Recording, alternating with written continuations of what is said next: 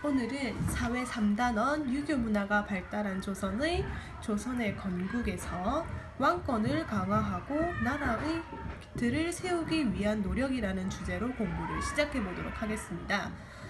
먼저 조선 초기에 왕권을 강화하고 나라의 기틀을 마련하기 위한 노력으로 유교의 가르침에 따른 제도 정비, 사병 철폐, 행정제도 개편, 호패법 실시, 교육제도 정비, 과거제도 실시의 6가지를 들 수 있습니다.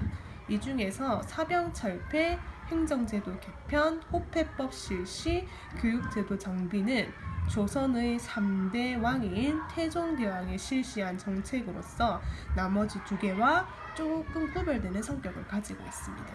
이 6가지에 대해서 지금부터 살펴보도록 하겠습니다. 먼저 유교의 가르침에 따른 제도 정비에 대해서 알아보겠습니다. 고려 말 조선 건국의 원동력으로는 신흥무인 세력 이성계라는 인물로 대표되죠. 그리고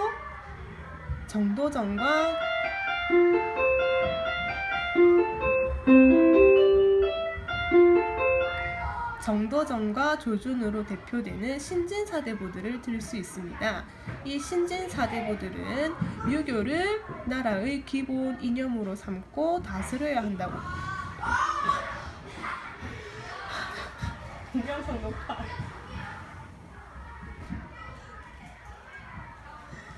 유교의 가르침에 따른 나라의 모습을 살펴보도록 하겠습니다.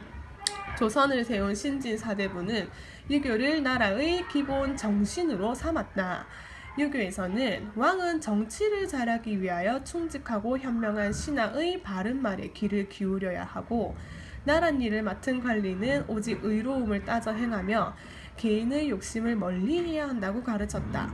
또 양반은 바른 행동으로 백성의 모범이 되고 농민, 상인, 수공업자는 정직하고 부지런해야 한다고 가르쳤다. 자, 그래서 이러한 유교가 나라의 기틀을 세우는데 큰 역할을 했다는 것을 알 수 있습니다. 두 번째, 과거제도를 실시한 것입니다. 과거제도의 목적은 왕에게 충성하는 관리를 선발하고 시기는 3년마다 실시되었고요. 종류로는 문과, 무과, 잡과가 있었습니다. 종류별로 알아보도록 하겠습니다. 먼저 문과는 유학경전에 관한 지식과 문장 짓는 능력을 평가하는 것이었습니다. 그래서 합격하면 성적에 따라서 관직을 받을 수 있었습니다.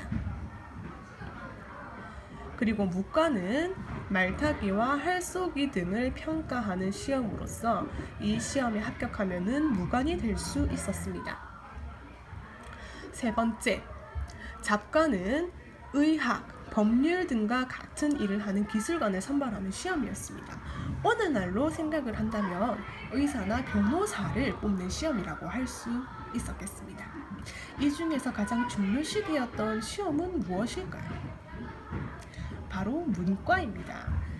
조선이라는 나라가 유교라는 이념 아래 세워진 나라이기 때문에 그것에 대해서 잘 알고 있느냐 없느냐를 치르는 시험이 가장 중요한 역할을 했었겠죠.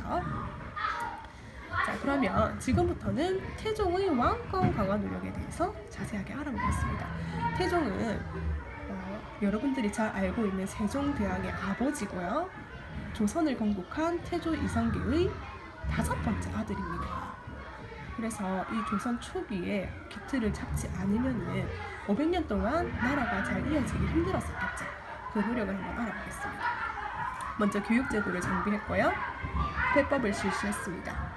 그리고 사병을 철폐했고 팔도제를 실시하였습니다. 이 내용에 대해서 자세하게 알아보겠습니다.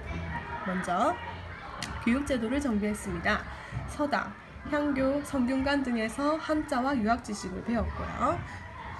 교육제도를 정비하였고 체계적인 유학 교육을 실시하였기 때문에 왕권 강화를 할 수 있었습니다. 두 번째, 학생들은 주로 양반의 자제였으나 상민 자제도 교육을 받을 수 있었습니다. 상민들은 양반이나 왕족, 노비가 아닌 일반 백성들을 말하는 것인데요. 물론 상민의 자제도 교육을 받을 수 있었지만 양반의 자제들이 주로 서당 교육을 받았다는 것을 알 수 있습니다. 그리고 학생들마다 공부하는 단계가 달랐고요. 그래서 다양한 나이의 학생들이 함께 공부할 수 있었습니다. 오늘날의 학교와 비교해서 생각한다면 특징을 더 잘 이해할 수 있을 거라고 생각합니다. 자, 그리고 호패법을 실시하였는데요. 사진으로 볼 수 있는 것이 바로 호패입니다. 무엇이 적혀 있을 것 같나요? 짐작한 대로 한번 살펴보겠습니다. 호패는 신분증입니다. 16세 이상의 남자가 소지할 수 있었고요. 인구 파악에 도움을 줄 수 있었습니다. 왜냐하면 이 호패에는 이름, 직업, 사는 곳 등이 적혀 있었기 때문이에요. 그래서 나라에서 성을 짓거나 일을 하는데 인력으로 동원될 수 있었고 세금 부과를 철저히 실행할 수 있었기 때문에 한 사람 한 사람에게 왕의 영향력이 미쳤다는 것을 의미합니다. 그래서 왕권 강화를 할 수 있었습니다. 그리고 세 번째, 사병을 철폐하였습니다. 사병은 왕족이나 신하들이 거느리던 군대예요. 반대말로 하면은 왕의 군대가 되겠죠. 근데 이 국가의 군대 외의 사병을 철폐함으로써 왕권 강화를 할 수 있게 되는 겁니다. 이 사병이라는 것은 고려 말까지 계속 이어져 오던 것인데 왕에게 위협이 되는 존재였기 때문에 철폐한다는 것이 적절한 조치라고 생각할 수 있습니다. 그리고 마지막으로 팔도제를 실시하였습니다.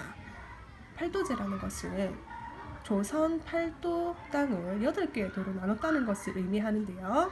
행정제도를 개편했습니다. 고려의 것과 달랐기 때문이죠. 그리고 전국을 8도로 나누어서 각각 관찰사를 파견하는 겁니다. 관찰사라는 것은 왕이 임명하는 것이죠. 그래서 왕의 통제권이 지방까지 미쳤다는 것을 알 수 있습니다. 그래서 이것 또한 왕권 강화의 일환이라고 생각할 수 있겠습니다. 지금까지 살펴본 내용은 우리 교과서에 주로 실린 내용이었고요. 선생님이 생각했을 때 조금 더 알아놓으면 좋을 것 같다는 내용은 우리 클래스팅에 주소를 복사해서 링크해 두었으니까 개인적으로 살펴보면 되겠습니다.